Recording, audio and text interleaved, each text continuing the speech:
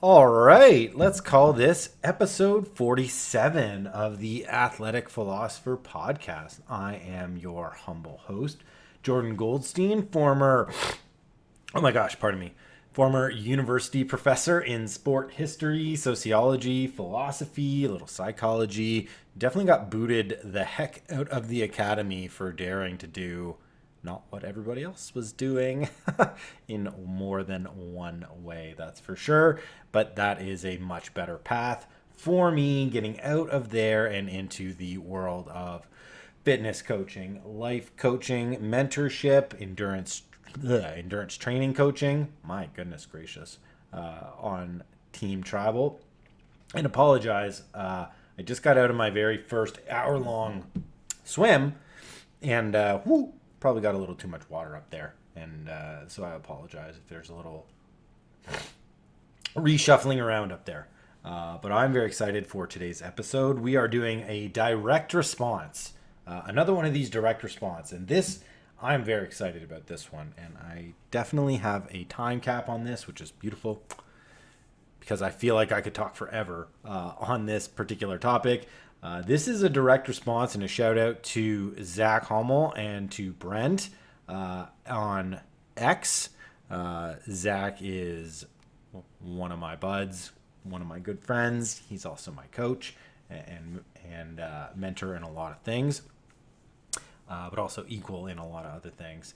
And one of the things that we love to chop it up about and discuss is the kind of spiritual or philosophical angle of our experiences in physical activity and in competition. And in particular, right, how subjecting ourselves to physical challenges brings out the best of our minds, taps us into our spirits, and ultimately allows us to interface and interact with reality around us in profoundly different and intriguing ways than I think the way most people interact with reality.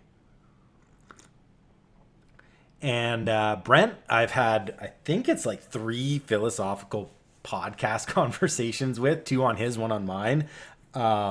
His excellent podcast, the Aiming Up podcast. Go check all those episodes out.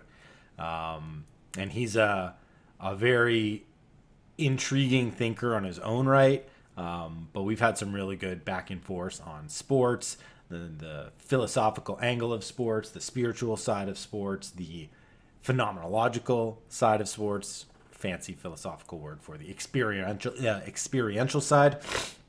Again, pardon me, I'm reorganizing a little bit after that swim.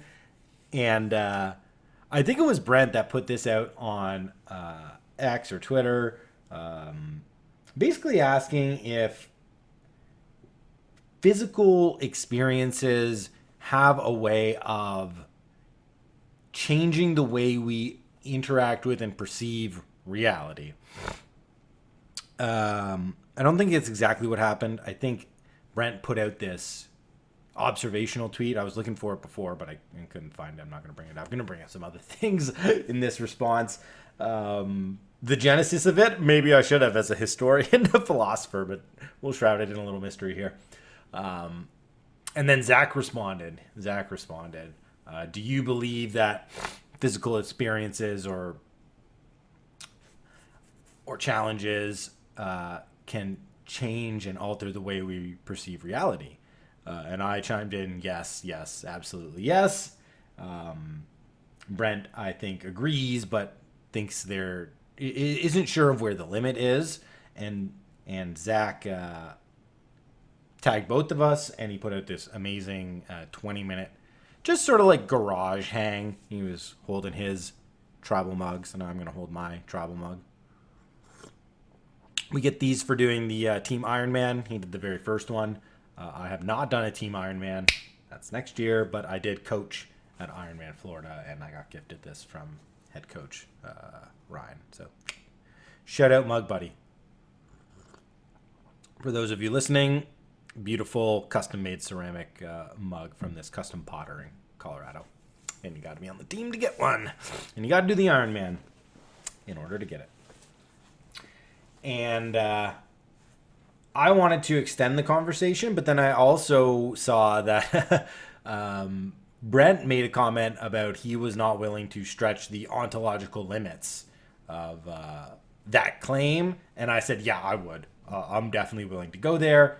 And so this is going to be a bit of like my own personal experience, but also a little bit of a foray into the formal philosophy world. And sort of like I talked about at the end of last episode, I want to start getting a little bit more explicit and a little bit more intentional with putting out the philosophical stuff when it comes to my philosophy and where it comes from. So I'm going to dive a little bit deep into the ontological claim that Brent wants and deserves, and all of us should want and demand when it comes to evidence and argumentation and critical thought and exploring ideas, but also subjecting them to real world evaluations and consequences, and talking about sports. That's a fun one. All right, so the way I want to do this is first let's figure out what an ontological claim is. Let's do that together. Then I'm going to start to present a little bit of just my stream of consciousness on this. I jotted down some notes last night, so I'd like to go back through those. I haven't looked at them this morning, so there's going to be a little bit of an exploration for all of us. And then I want to try to thread in a couple of pieces of secondary evidence from just the literature that I've been reading in the last week that I think really can provide some good depth and breadth and understanding when it comes to some corroborating ideas, when it comes to some of the claims that I'm going to have. So we're going to go to the game, Ken Dryden, and legitimately just one sentence that I read this morning, and also a piece of Leviticus, the Old Testament, a snapshot of a page actually that I was reading on the weekend and I sent over to Zach, which I think he may have used a little bit in that 20-minute video, or at least was inspired, because I sent it to him and I think his direct text back was, "Good reminder." Yeah. All right, here we go, team. Let's do this together. So the first thing I did when wanting to provide some good evidence here for my friend Brent about the ontological claim that physical experiences can alter and help shape reality. Now, I'm not talking about just our perception of reality. I'm talking about actual reality itself, the thing that's out there, not the thing that's in here. And part of the argument, as you'll see, it's kind of like the in here and the out there is a little bit of an infinity loop here. But either way, let's separate this from the beginning. So it's like my physical experiences can actually allow me to shape reality and remake it, thereby altering kind of like the fabric of reality or the nature of reality. Super cool. It's a bold claim. So I went to Perplexity, which is a really good AI tool. Oops. Doesn't have my history here. Yikes. See, I'm so bad with these new tools. All right. Give me a beginner's introduction to ontology as a philosophical concept. Give me a beginner's introduction to ontology as a philosophical concept. Please give me a beginner's. Always be polite. Okay.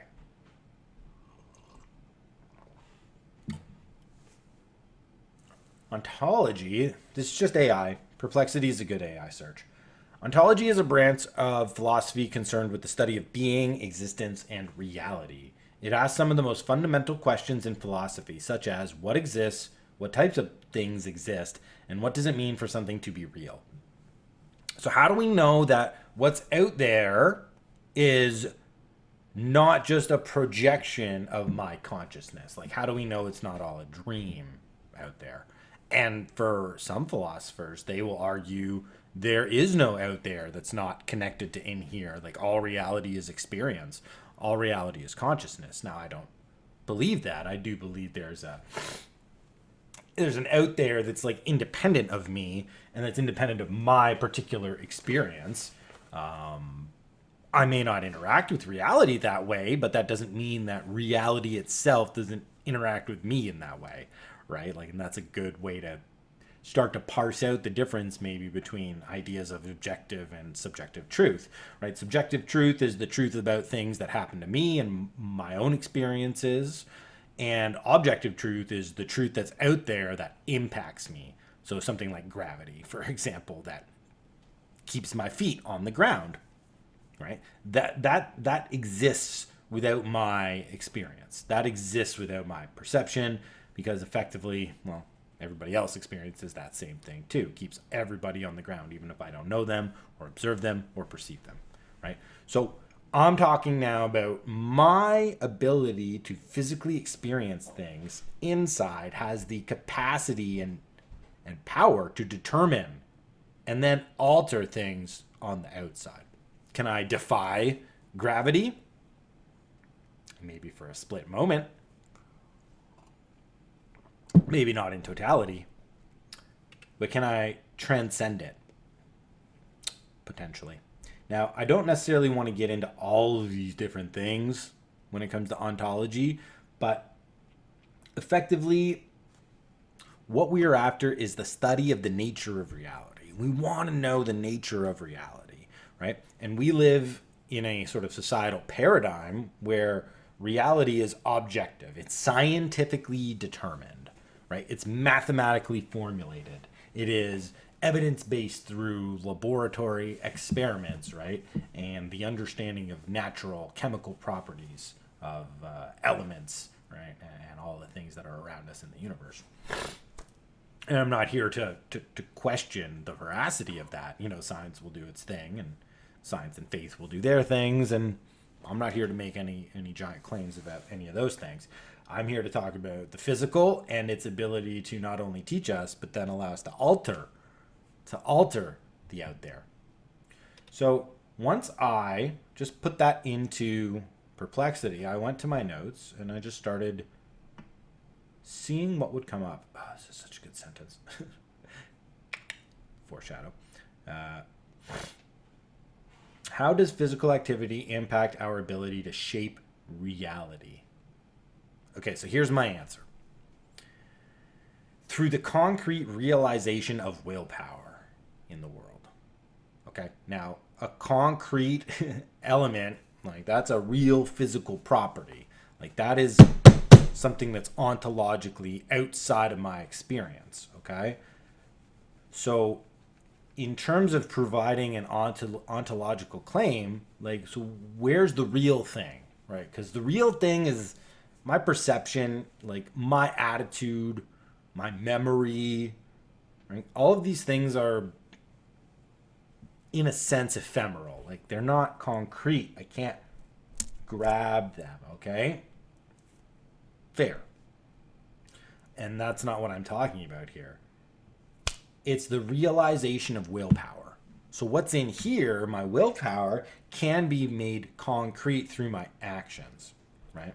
Like I can make them. I can make something through my agency, through my sheer determination. Think about architecture, for example. Think about art, painting, literature, music, mathematical formulas, experiments. I can, through my ingenuity, right, and my ability and fortitude to overcome obstacles and adversity and push forward, I can make things happen in the world.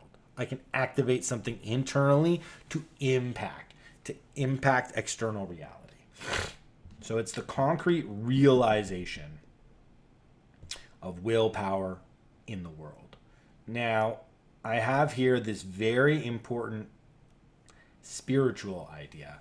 And the reason why I want to bring spirit into this is because it's an important concept of how I think myself and Zach included understand, us as instantiations, as human beings. Like, what are we? We are bodies, clearly. We are minds, and we are spirits. And I've talked about my understanding of these things, but they are both separate. They're all separate, but they're all the same. They're all intertwined. And That's a philosophical concept known as embodiment, right? Body, mind, and spirit together. They have different names because they do different things, but like, where does one stop and where does one start? So just, I don't know how many times I've said this, but it's philosophy and definitions are super duper important. So it's like, what is the body? The body moves. That's the part of me that moves. The mind is the part of me that thinks and analyzes, and the spirit is the part of me that wills, right? Wills. So that's why we have to talk about spirit. Because if the ontological claim about physical activity being able to impact reality rests on the concrete realization of willpower, well, then we need to know what the spirit is doing, what it is, and how it actually wills an alteration of reality into the fabric of it, like directly into the fabric and nature of reality. And I'm not suggesting I've got the end all and the be all in terms of the argument here, but this, I think, is a very intriguing way to look at this issue and this question, because it goes down to the deepest existential questions of like, well, who are we? Why are we here? What's our purpose? What's the meaning of life? And all these very important, like, moral qualities and questions that come after that. And one of the things I was reading in Leviticus over the weekend had to do with fasting, and in particular the instantiation of the Jewish holiday of Yom Kippur, which is the Day of Atonement, which is where we are absolved of our wrongdoings, of our sins and our transgressions and our inequities throughout the past year. And that's just like the things I know that I'm doing wrong, the things I'm not quite sure I'm doing wrong, and things I have no idea that I'm doing wrong, but they're wrong regardless. And back in the time of the Old Testament, this is done like sacrificially, ritualized through like the high priest. But the people also have their role to play, right? And that's the scriptural page that I have that accompanies this. And I'll just read sort of the commentary, because it's not even like the scripture, it's the commentary on the scripture that intrigues me so much. And it has to do with this idea of afflicting your soul or afflicting your spirit, right? And afflicting is just like, right, bearing it open to maybe some like harsh and vulnerable truth, right? And hurting it in a positive way.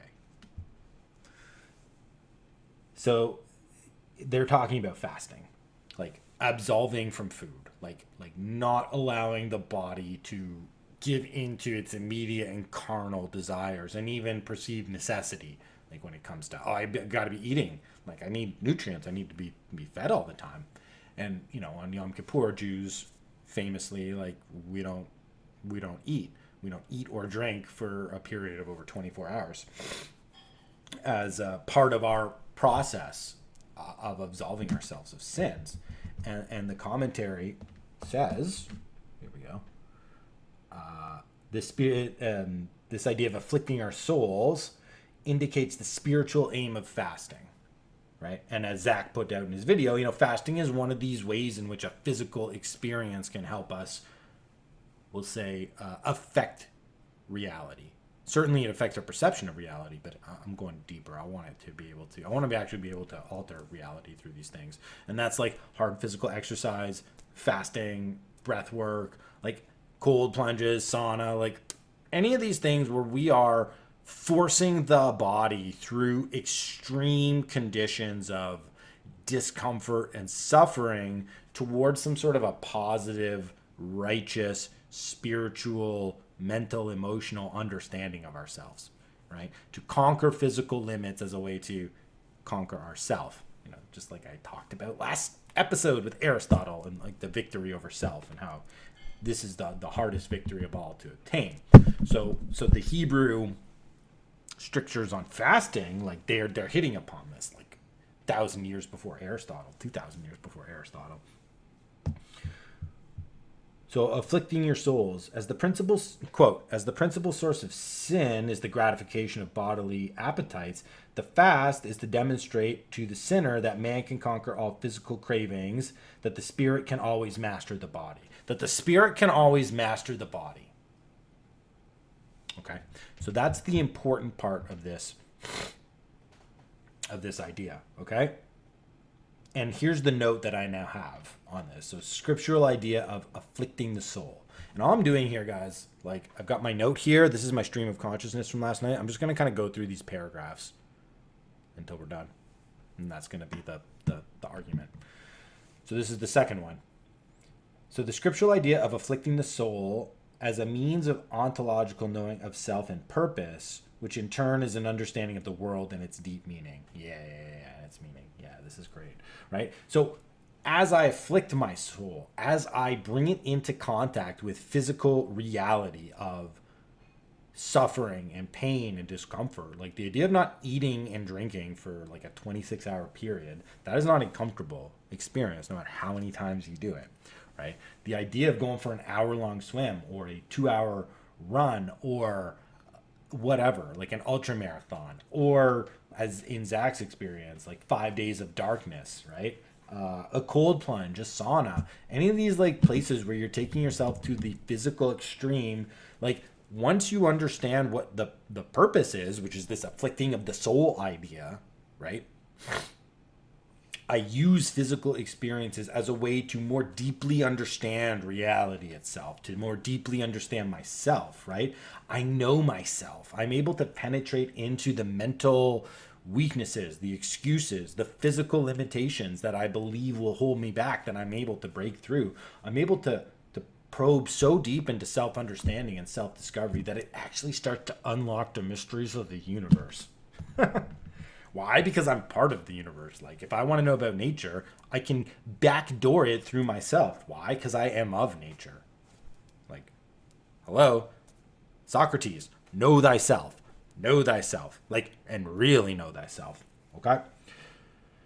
So the more I can tap into this affliction of the soul process, which is intimately linked to this, like, physical idea of withdrawing from immediate gratification and moving into a place of almost like displaced discomfort in terms of time. Like we displace it over time and experience it over time in a way in which the brain really doesn't want us to do it, and the body's almost like, no, don't. Think about like if you're going to do an ice bath, for example, like you don't just, people aren't just running right in. Like, whoo, you got to prepare yourself. You got to get yourself into the zone, right? To take on the shock that is coming. So the more in which then I can know myself and my own purpose, that tunes me into an understanding of the world and its meaning. So once I now start to like sink myself into this infinity loop between like my inner experiences and the outer world that I'm like independent of, but completely dependent upon. Hello, I got deep paradox alert big time on this point. You know, and deep paradoxes are signs of deep truth.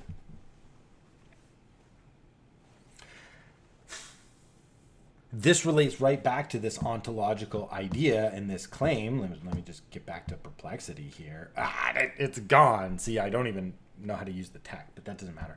It's all about this this understanding of the nature of reality itself, right? So if I can start to understand who I am, what I'm capable of, where I'm able to break through perceived definitions and limitations when it comes to like these physical challenges or physical quests, well, then I absolutely gain the capacity to know about the world around me. And now with this kind of almost elemental knowledge of the fabric of reality or the nature of existence, which I'm more in tune with through my body with this spiritual, like this affliction of the soul idea, like doesn't just happen. And this is why the scriptural is so important here. It doesn't just happen like if I just go and run 100 miles, like I'm not necessarily going to get this.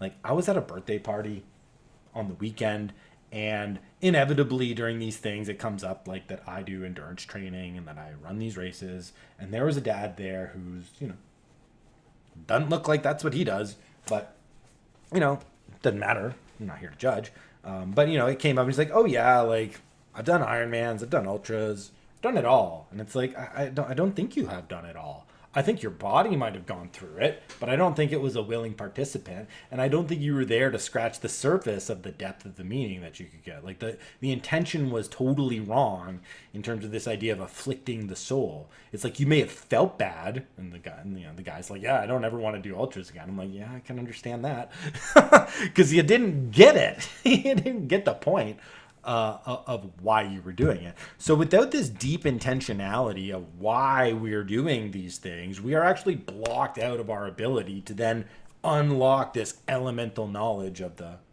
reality that's outside of us. So it's a very key point here. Like without attention and intention, you're not actually able to influence this ontological relationship between my physical activity, my physical experience, and the world that's outside of me.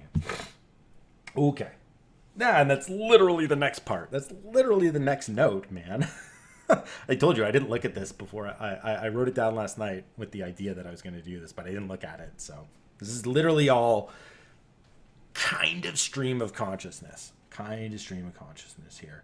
And that's like directly related in the scripture too, in terms of the instituting of the fast. It's like, yeah, you can say you're sorry and you can do the fast, but if you don't truly believe in the remittance of your sins, and like you're not remorseful and you're not actually seeking forgiveness and atonement, like it doesn't matter if you do the fast. Like it doesn't matter if you show up and do the rituals. Like if your heart's not open and if your heart's not in it, then you don't get the meaning. Okay, there's another element here of this with the explicit understanding, right, that the soul, the spirit, where's that actually located? Like ontologically, like it's my heart, guys. That's my heart. It's your heart. And this should be obvious to anybody. It's not up here where the gut, where the will, we call it gut check in sports. Like when you gotta like motivate yourself. Like we call it like playing by your heart. Gut check. It's the center. This is where your spirit lives. This is your soul. It's right in here, guys. Right in here. So again, we're starting to get a sense of the keys here of unlocking this knowledge. It has to do with the intentional, like what? Aim of my heart. Like, and when I aim it at this conquering of the body, right? Of the place of immediate gratification, of comfort.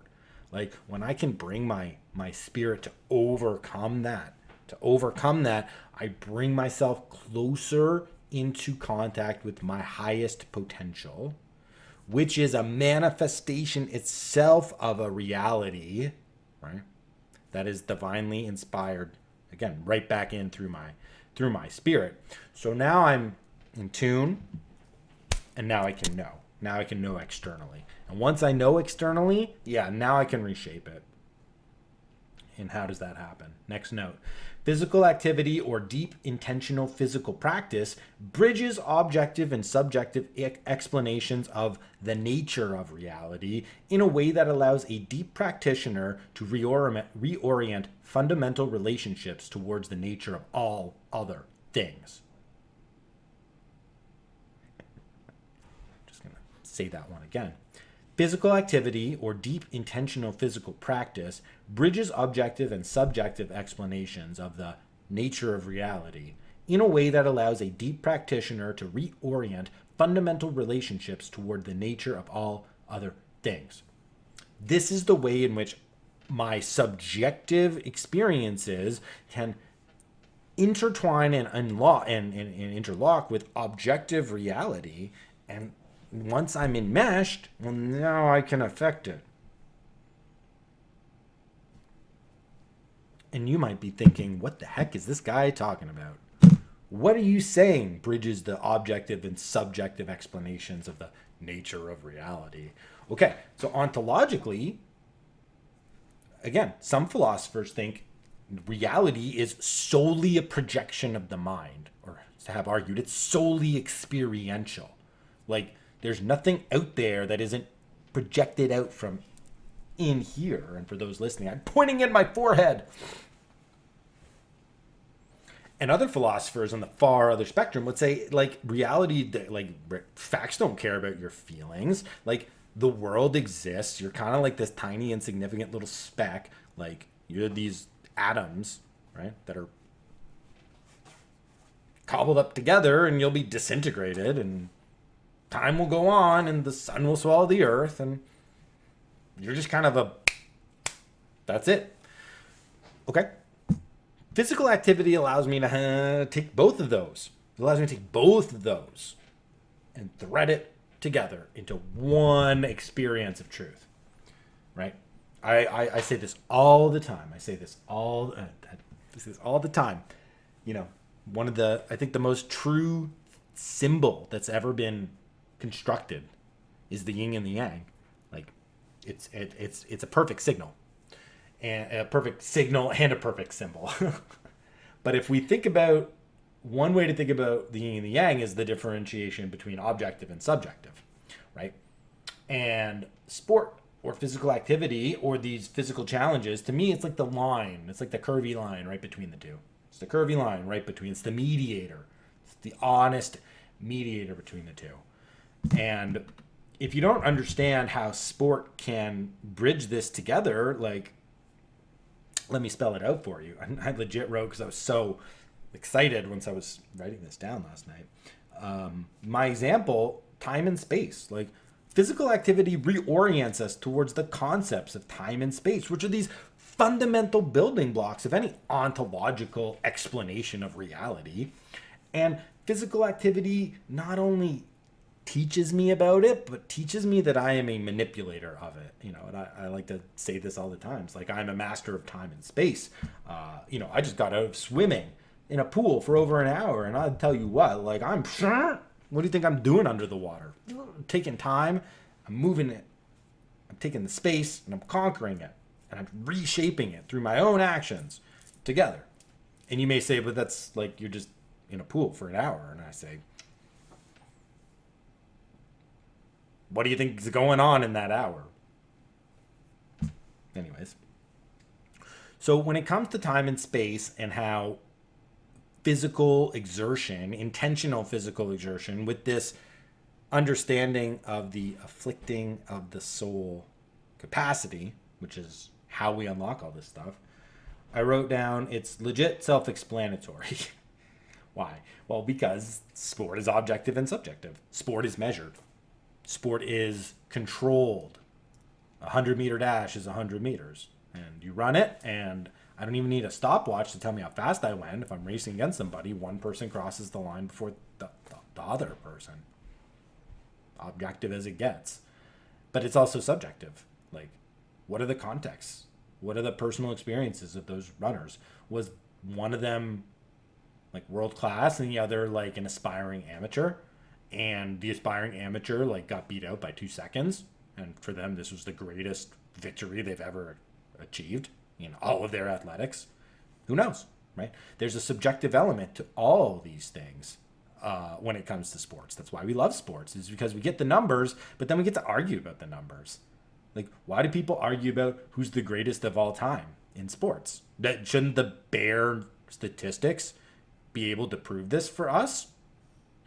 Any sports fans, like, but there's eras, but there's this, but there's that, but there's context. Of course, there's a subjective element to all of these things.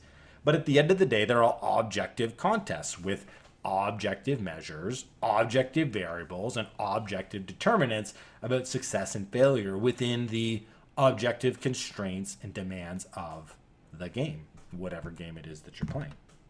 And you require those objective restraints. Otherwise, there is no possibility for subjective exploration and for subjective knowing. It's kind of like, without the constraints of the natural and physical world around me, I'm unable to extract meaning without my physical contact and relationship with those elements. Hello? Yeah. We're really on it. When I said I was willing to make this claim, I was so willing to make this claim. Okay, so that's how sport is this mediator between objective and subjective. It legit gives me both. It gives me both. And it gives me the realest sense of both. The absolute realest sense. Okay, but let's just take an endurance. Like, I do endurance training. I do endurance coaching. I compete in endurance events. So let's use endurance. And I also think endurance, like when Zach was talking about sports that can, like physical activities that can affect this, he mentioned endurance sports. And this is a guy who was literally like a world-class power lifter, weightlifter, like unbelievable stuff. Like what he can clown around doing, like most people will work their lives to achieve half of what he can do with weights. But he mentions endurance events specifically. And I do think endurance events have a particular capacity to teach us about this because they most commonly resemble what my overall entire life looks like. And again, if I want to know about reality and I want to know about the meaning of existence or like why we're here, well then doing something that helps me better understand my entire life from like a giant 30,000 foot view, well that's also going to help me better understand myself, which as I've already pointed out will therefore help me better understand reality. But also, okay, here's another important point about why physical activity can do this. So it gives me the subjective, right? But it gives me some objective experience to say like, hey, I'm not just imagining this, right? Like I am effectively accepting of and meeting with the physical reality and the constraints around me. I'm better respecting the natural world and the independent properties that exist outside of me, right? Like when I run a 100-meter race, I subject myself to an ontological understanding of time and space that are independent of me. That 100 meters exists and that it can be measured measured in seconds. I'm willing to subject myself to an evaluation that is outside of my perception.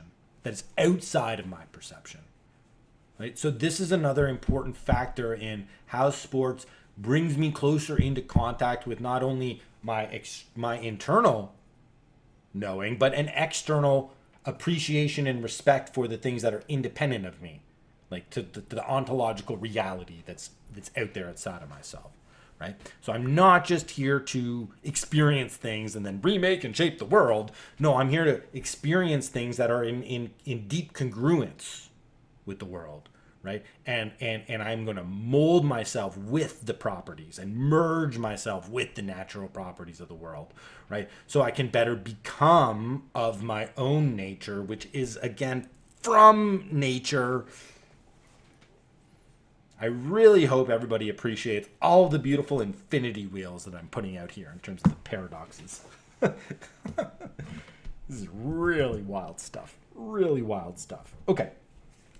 So endurance, and this is probably, again, I'm a little bit all over the place, but I'm scattershotting here, and I'm very excited about the ideas, as you can tell.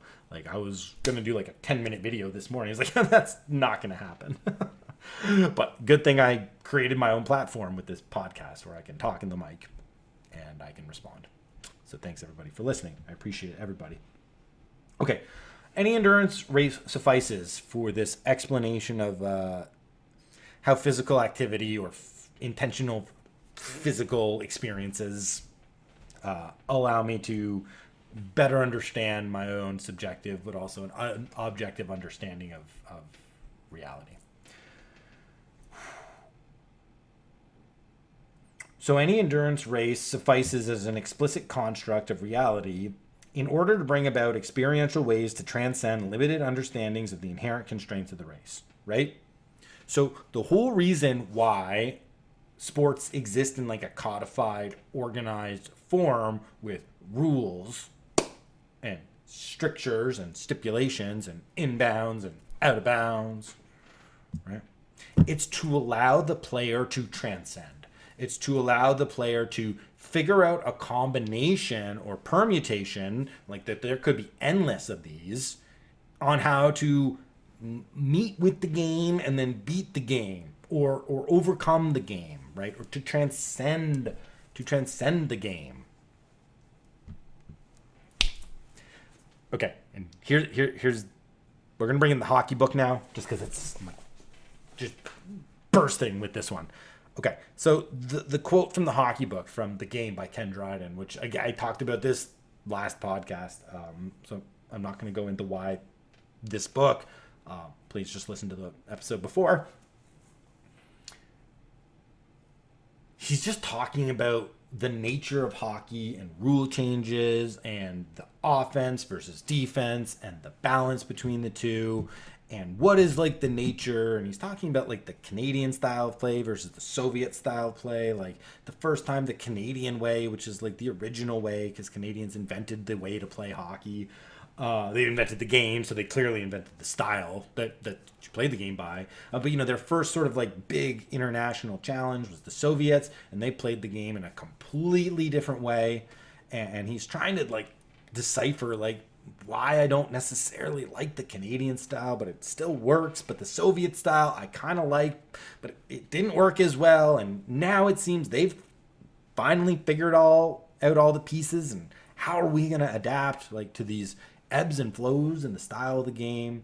And he goes from defining hockey as an anti-possession game, like not a game like soccer or basketball or football where you can sort of aim and strategize towards possession, which is, it's very funny that he was writing this at the time in like the early, I think, 1980s, and now hockey is dominated by possession analytics, right? But I think his point kind of true. It's not a possession game. It's a transition game. And in the playoffs, it's like, who cares about possession? It's like, I'm just going to hit you and intimidate you and willpower my way to get the puck and fight through injury. And Dryden doesn't really even like that part of the game, but it's just kind of the nature of it. I mean, and that's just hockey. So if you're a hockey fan or not a hockey fan, like that's what wins. That's what wins in hockey. But anyways, he's talking about the nature of hockey now as a transition game. And one of the things that tripped up the Soviets initially is that all of their offense was coordinated. All their offense was based on numerical superiority, so getting odd man rushes like 2-on-1s, 3-on-2s, and then utilizing like structured systems of angled passing in order to disorient and take advantage of the manpower advantage. Find an opening and effectively like tap in these empty net goals. Like the Soviets were famous initially for taking like 8 shots on goal, but scoring like 5 goals on the 8 shots because they would just wait and wait and wait. And Dryden makes this incredible observation, and he's a goalie, so this is just like, this is bang on. He's the one who stops all this stuff. Like he's the last line of defense. And here's what he says. This is like maybe the greatest sentence of any sports book I've ever read, ever, about anything ever in sports. Oh my gosh, it's so good. I might have to do a podcast literally just on this sentence. He says this about offense. Offense by its nature must be unpredictable. Which, if you know sports, you just know that's the most true thing you ever heard. The offensive players are the ones, you can't coach it. It's just like this innate talent or this feel or this style or this flair or this passion to score, right? And be creative and imaginative and exploratory with your motions and your movements. And it's like, well, how do we label that offensive player? Where do they play from? They play from their heart. It's like last podcast is talking about like the Guy Lafleur and the passion and the inventing the game. And it's like, yeah, offense from the heart, creativity. Okay. Why did I just go into that diatribe? Why did I just go into that giant tangent? I actually am not 1,000% sure. So I got to reel myself back out. This is kind of how it works sometimes with a stream of consciousness and thought. This is why I have a few notes to make sure I don't fall into the abyss and I can get back. And I can get back. Yeah. It's because, quote, The race suffices as an explicit construct of reality in order to bring about experiential ways to transcend limited understandings of the inherent constraints of the race. Okay, so offense, creativity, the spirit is the thing that allows me to break free of these limited constraints or limited understandings that should circumscribe or prescribe the ways, the rote mechanical ways in which I should move about in order to accomplish the illusory goals, which is just like the main point of why you even do the thing when it comes to the game. So, and what is the illusory goal of any game? It's to overcome the obstacle. So the way in which I transcend the obstacle is by bringing my spirit and my heart to creatively transcend the limitations that my mind and body angle me and force me into. I break through, I break free, I transcend myself, I transcend the game, and thereby I transcend reality. I can transcend reality. And in athletics, we talk about this as like the perfect moment, or like the breaking of a record, or the unforgettable last second miracle, or the play that never should have happened. Like, and we see it. We see it time and time and time and time again. And it's the same thing with these extreme physical challenges too. Like, don't get it twisted. Like Zach and I, we had this incredible back and forth. I sent him this video of a guy who did this. It was the longest freehold dive, like freehold breath dive in the world. I forget how many meters down the guy went, but it was nuts. It was like 4.5 minutes the guy was under the water, but it was like going down. I think it was like 100 meters or something. Like, it was crazy. And you're just watching the whole time. And if you know anything about water pressure and like coming up too fast, or it's just like, ugh. You know, that's not necessarily a sport, but man, you want to talk about transcending the limits of what you think is achievable and possible by like a human being. There's all of these incredible physical, like the extreme fasting or the cold exposure, right? Or like the stories of, you know, like Navajo scouts being able to run for 3 days in a row without water, covering like 50 miles a day. Like these insane feats. You don't think that this has the ability to totally transport you into some other place of experiential and elemental knowing about again, these are the basic building. You don't think the dude who goes down 100 meters with like one breath, you don't think that guy knows about gravity and time and space and pressure more than other people? I think he does. And I think he uses that knowledge to do things other human beings can't do, to transcend reality itself and shift reality. And when any transcendent individual does something like that, what they do is they then send a signal into everybody else's heart that, hey, this infinity wheel where you can see me breaking the limits of reality, guess what? You can do the same thing too. You can do the same thing too. So playing offense, this unpredictability, this overcoming of the obstacles in ways that transcend and break through understanding, man, this is literally the scientific understanding. What is science other than a controlled game with variables, guys?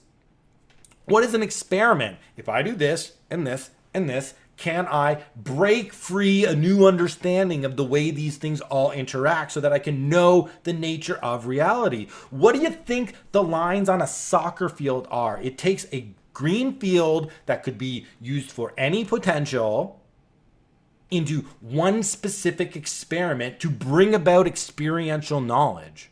This is exactly what a scientific experiment is. Anyways, very excited about the ontological reality we're diving into here. And you can see why last podcast was like, I'm feeling called to put this stuff out there and get into a book. It's because I'm like bursting from the seams with how real this could be. And I'm totally open to just being flayed. Like, this is the vulnerability, the open heart right here. You can see how passionate I am about these ideas. And it's like, I'm not this crazy learned philosopher, and anyone could come in and just be like, wrong, challenge, poke, tear down. And it's totally possible I'm like a paper tiger and I'm just chopped up and sliced up. Now, I don't believe that's true, I don't believe that's true, but I'm humble. And if anyone's got arguments, like, please come at me, bro, with the arguments and the evidence. I'm willing to have my mind changed. Okay. I do have a time constraint here, so I gotta move judiciously. But I only got 2 paragraphs left. Like, we're doing it. We're really doing it. Okay. So, hence, an athletic game allows one to viscerally feel a greater knowledge than the capacity of the game's initial definition and can be put into action, which can then be turned into breaking similar definitions apart in all of the domains of scientific inquiry and also humanistic interpretation. So again, like, if you think about something like the 4-minute mile, for example, this is a perfect example. 4-minute mile was believed to be like non-achievable, at least with the way that current scientific experts, at the time, in like the late 1940s and mid 1950s, when this was a really big sort of deal in the world of track and field and athletics at large. They're like, yeah, someone's going to break it, but maybe in like 40 or 50 years, once humanity is like evolved, like we're just not kind of there yet. And then Roger Bannister goes out and is like, nah, I'm going to break it. And then he does. And then it's like all of a sudden, because he used his body to transcend what was believed to be an ontological reality about, the physical nature of bodies and their ultimate potential, what happens? Like, the humanistic interpretation of the 4-minute mile, of it being impossible, to now someone seeing it's possible. Like, 2 other guys did a 4-minute mile like in the same week. This is something people have been trying for years and years, and nobody had broken through. And then one person did it, and then 2 people did it in the same week. What are the odds of that happening? What are the odds of that, statisticians? Like, not probable. So that's good evidence that what I'm saying is right. Like, that what Roger Bannister actually did with the 4-minute mile was he actually altered the scientific nature, like the ontological relationship between body, time, and space, and it became possible when it was no longer possible. And beliefs were changed, and understandings were changed, and the fabric of reality was altered. Or maybe it was there. Maybe that's the distinction. It's like, maybe it was not there to be altered. Maybe it was the perception that was altered, and the reality wasn't. But I don't think so. I actually think Roger Bannister probably like altered the relationship between time and space, and proved that it was different than what people thought, right? And proved that it was different. And given this infinity wheel, right? That's how it works. So once you're able to break through a temporal limit, a measurable limit, an objective limit, an ontological limit, through subjective willpower, because what is it that allows somebody to do something nobody's ever done before? Again, it's this like determination, this determination to not quit, or this determination to prove wrong, or this determination to fight when others have given up. It's the ability to not listen to the brain giving me all the excuses and the excuses and justifications as to why it can't happen or why I shouldn't do it. And instead it uses like the power of the heart to say, I'm just going to have to figure this out. It puts the mind in number 2, right? It says the heart is the one that's telling me where to go, and the mind now is forced to figure it out. Instead of the mind being number 1 saying, should I go or should I not go? The heart's like, just go. And then you figure it out. So that's what it does. That's what the physical experience does. That's like the shattering of the limitations. That's the very important thing here. It's the shattering of the limitations that brings about new knowledge and consciousness, conscious understanding, right? Which is exactly what science does. So if you're like a materialist and you believe that like the ontological nature of reality is like all external, and it's all out there, that's fine. But you have to give some credit to the ways in which reacting with the physical out there can alter the physical out there. Yeah? I think so. All right. So finally here, to try to bring this all to some sort of not even conclusion, but like some sort of maybe we're just coming back to the start, which is fine. Again, this is like all exploratory. This is all a stream of consciousness. I just got very excited about this conversation.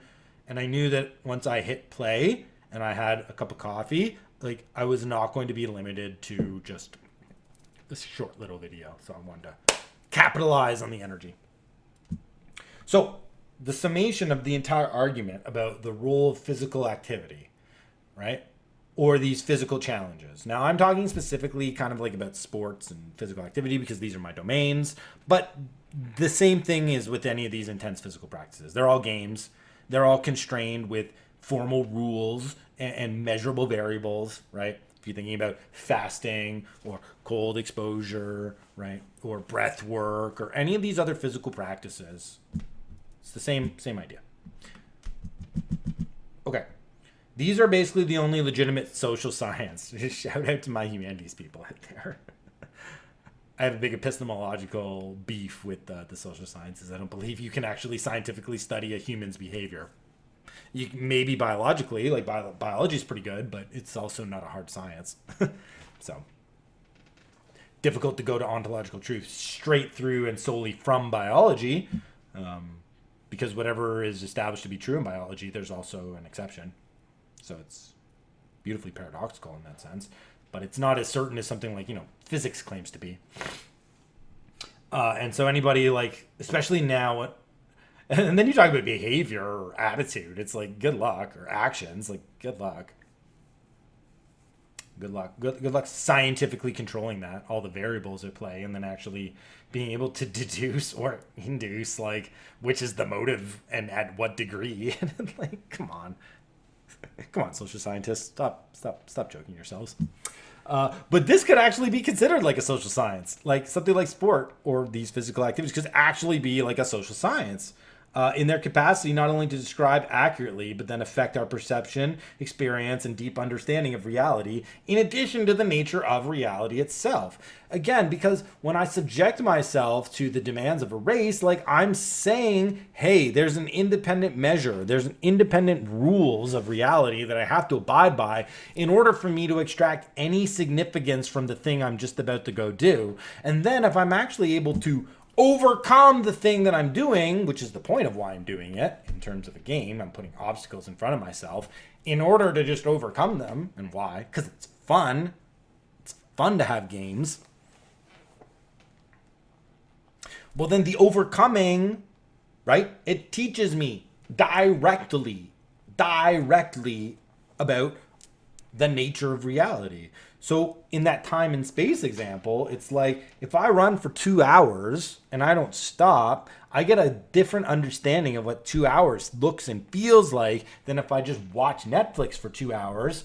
And this is the point that Zach was making about patience. It's like, well, then I'm actually able to slow down time. I'm actually able to move through time in a more present manner. I'm able to alter the nature of my reality around me and the nature of it itself, because I do experience time differently. And you're like, well, how?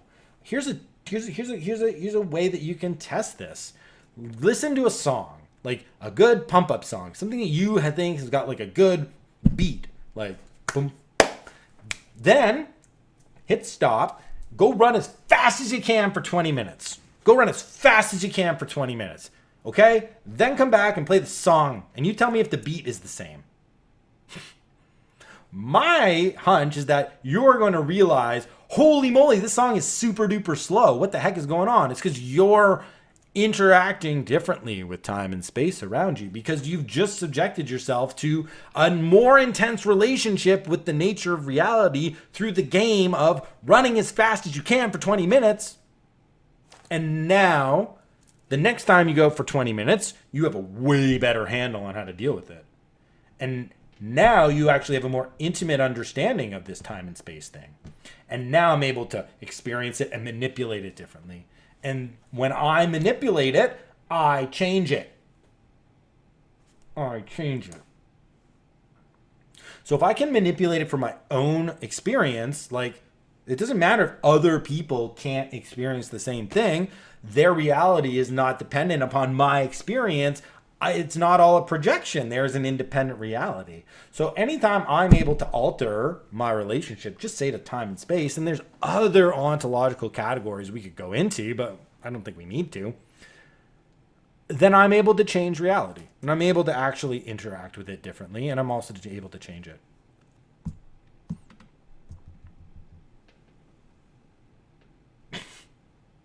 And like then I hit upon this one final thing. So this deep understanding of reality, in addition to the nature of reality itself, right?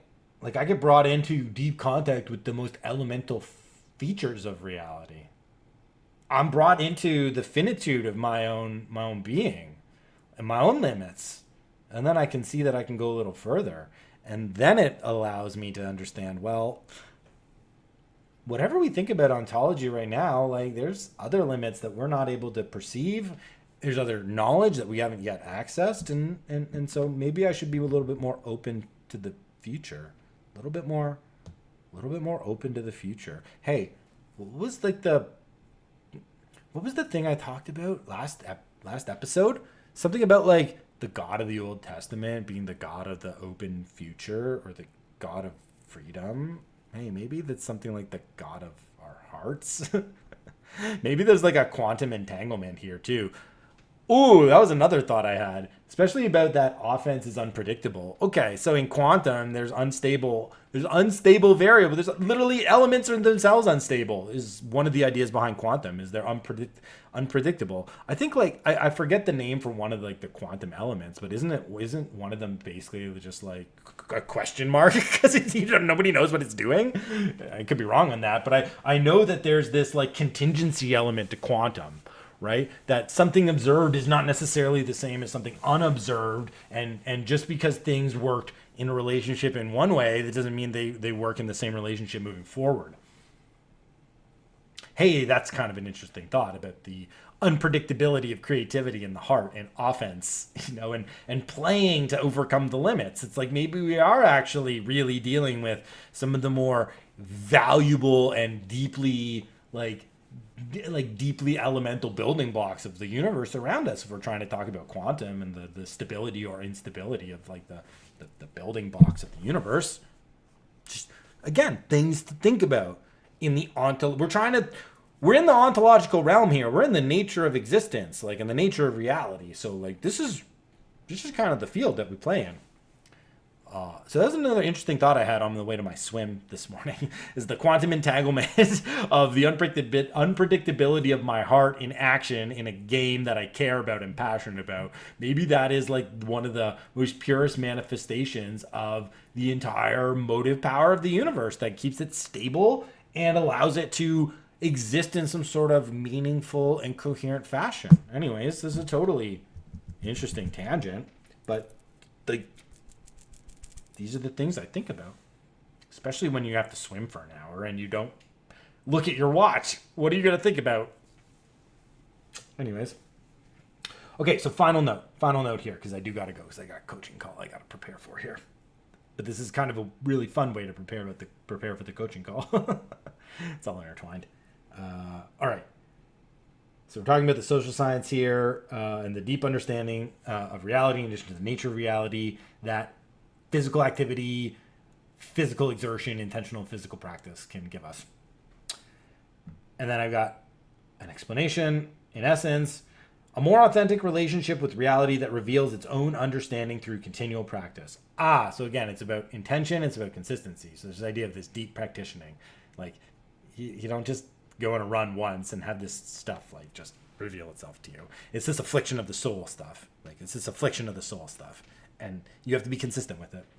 For example, the truth of the training, which is one of my taglines, is probably the tagline that I have that I should use way more often. For example, the truth of the training proves to me subjective truth and effort make a big difference in the quality of an experience while also reinforcing objective truths such as gravity, time, space, and the other core ontological concepts and frames for describing the nature of reality. Again, like, the truth of my training, the consistency that I have, that I bring to bear, the continual ritualized practice of this spiritual affliction. Hello, religion. Sports are spiritual.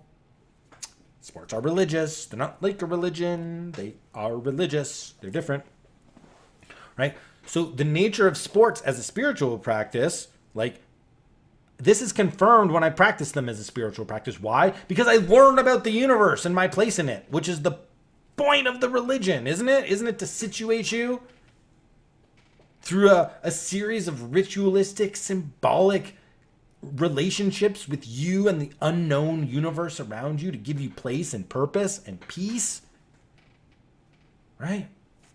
Where you are is the center of the world, which is the most sacred part of the world. That's every religion, guys. Every religion. Right? So it's every time I'm able to overcome in the training, right? I learn about willpower. I bring about willpower. It's a concrete realization of willpower through action and then the output of the action. That's my Strava, but it could be anything. It makes a difference in the quality of the experience. And this is now this weird, interesting concept of like there's objective and subjective. Is there something else? So is there some sort of like a pre-wisdom? Is there this kind of like intuition? Where's the book? Where's the book? I have a book for everything. It's around here somewhere.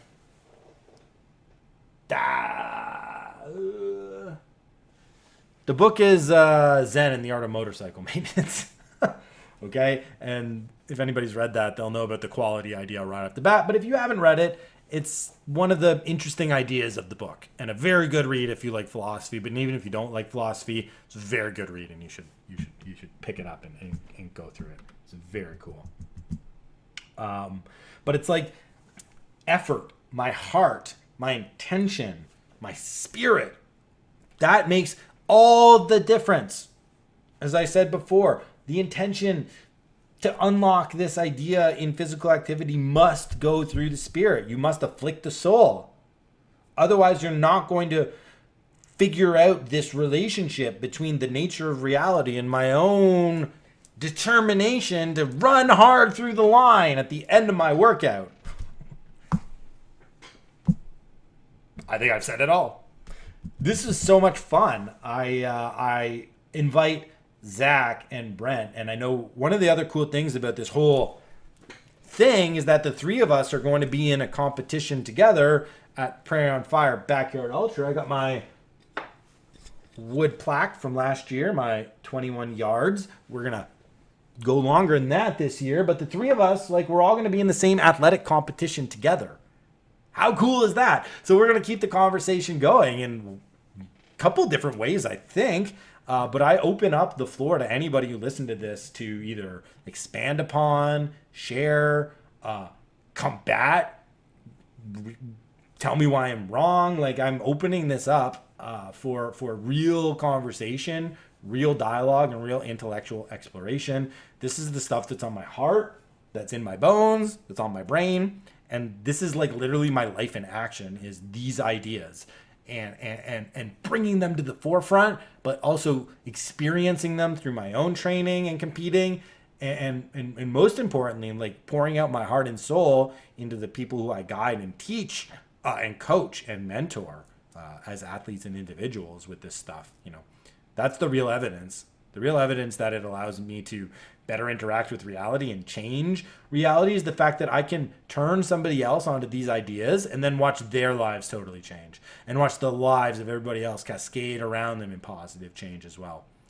And they're reshaping reality through their own determination. So too long, didn't read all the way back to the start. How does physical activity impact our ability to shape reality? It's an ontological claim through the concrete realization of willpower in the world. All right. Thank you, everybody, for sticking with me. This was real live workshopping of ideas. I showed you all the notes that I had and everything that I was working with. And if I'd wanted to prepare with way more sources, well, that's what's going to happen when I eventually write all this stuff down. But I do appreciate any thoughts anybody has on this. I really do appreciate it. All right. Peace and love.